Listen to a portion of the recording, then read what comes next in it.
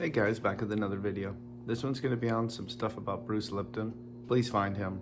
He is amazing. He has taught me so much, and he was not spiritual or godly or anything back in the 60s and 70s. He probably, in my mind, had one of the biggest profound scientific studies ever. He was working with cells, and he would have them in petri dishes, and he would take culture medium, which is fake blood, and put them in these petri dishes, and he would change the content a little bit. And he started to notice that it wasn't the cells, it was the environment, the blood, the fake blood, that could make a cell hard or sick or healthy. I need you to understand this. Your environment is extremely important for you to become aware of.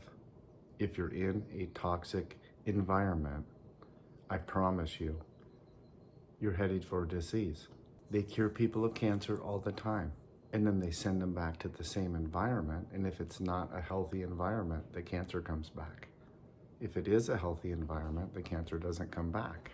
Environment is a ginormous deal, right? We really need to become aware of what's going on in our environment, standing up for ourselves, getting out of a negative environment, getting out of a negative relationship, right? And it's what's your standards, what's the order that you live by, right? If you're putting yourself first with your ego, then it's going to be not a very good existence, right? You'll have some successes and some things, but right, you never learn compassion or how to really love someone or love yourself. So it's really hard to have a great environment if, for one, you don't know how to love yourself, and for two, no one in your environment does, right? So think of these petri dishes. Think of the petri dish as you in your environment, and start paying attention to what's going on around you. Is there yelling? Is there tension? Is there negative energy? Is it constant drama? Is it constant chaos? Right? Are you with someone who needs you to make them happy? Or are you the person who needs somebody else to make them happy? And start paying attention. That's not reality. You can't live like that. You have to start understanding that you can't sustain that long term. You have to make yourself happy. Now, other people can enhance your happiness, but they can't be the sole purpose of your happiness. And if you feel like, well, if this person left me, I wouldn't be able to live, it's like, then you need to really start writing out why you feel that way. Because you didn't have them when you were a child growing up, right? Is your self-worth that low? Is your, how do you feel? Why do you feel this way? Start asking yourself these questions and start writing them down and start looking at them and pondering on them. How is this so?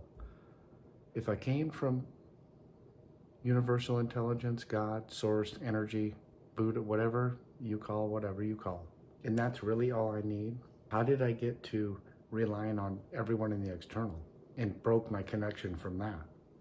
And how do I get back to having a strong connection with that and not so reliant on things in the physical? And you ask for help, right? Hey God, I don't understand what's going on. Why do I feel this way? Or hey source, or hey Buddha, or whatever. Start asking questions. Seek and ye shall find. Knock and it shall be opened. These are truths, but you have to take time and intention to do them. Right? That's why prayer becomes such a big thing after you're in your morning routine or your evening routine or whatever your routine is. Prayer where you're quiet. You settle yourself down and you start asking these questions and you listen and be still, right? And you'll get an intuition hit, or some people hear speaking.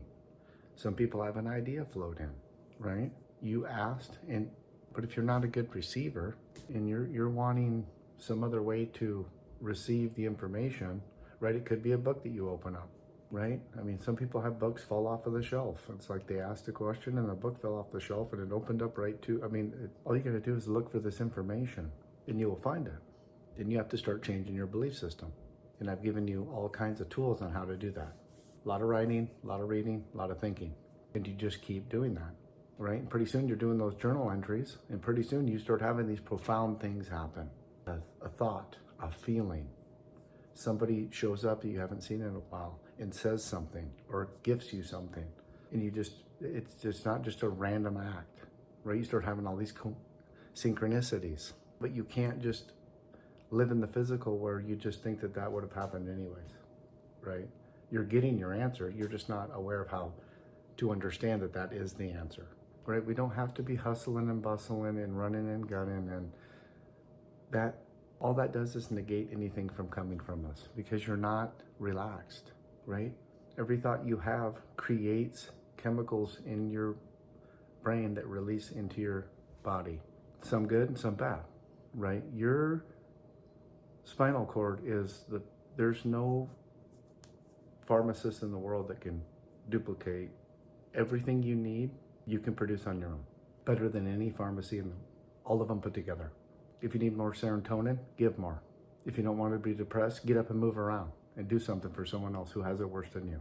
I promise you, your depression will go away, right? Depression is kind of like mold. You have to be in a certain state to be depressed. You see people that are depressed, they're slunched over, they look down a lot, there's no enthusiasm, they're not moving a lot, they're scrolling on their phone, right? If you don't want to be depressed, you have to get out of that environment. Go on a walk in nature, 20 minutes a day minimum. Go earthing, stand in the grass, hug a tree. Give whatever you can to someone who has it worse than you. You will feel better. Your depression will leave. Your anger will leave. Everything will start leaving when you start adopting different habits. Pretty soon you're an optimist, and you know that life is just amazing, and more amazing things are going to come to you because you're an amazing person and you deserve them. It's not difficult, but you have to disrupt these patterns. You have to, right? So if you're not used to being out in nature, or if you can't be out in nature, then you need to get an earthing pad or an earthing blanket, right? Where you can actually plug it in and it's connected to the earth through your electrical system, where you can get rid of, right? In the 60s, somebody invented synthetic soles for our shoes, and we have been isolated from the earth through the shoes that we wear. And if you never take your shoes off and walk around barefoot, you never ground. You never release all of that energy. You know, I don't want to give you guys too much to be doing, but I mean, that could be one thing that you do that you change that changes your whole life just by earthing, or at least start learning about earthing. Thanks, guys. We got some other stuff coming out pretty soon, so if you can like and subscribe and hit your notices, and we're going to be starting some things where I want to start asking for some of you to engage and do we're going to do some trials with some people, and it's going to be so much fun. I can't wait. So thanks, guys. Have a great day. Bye.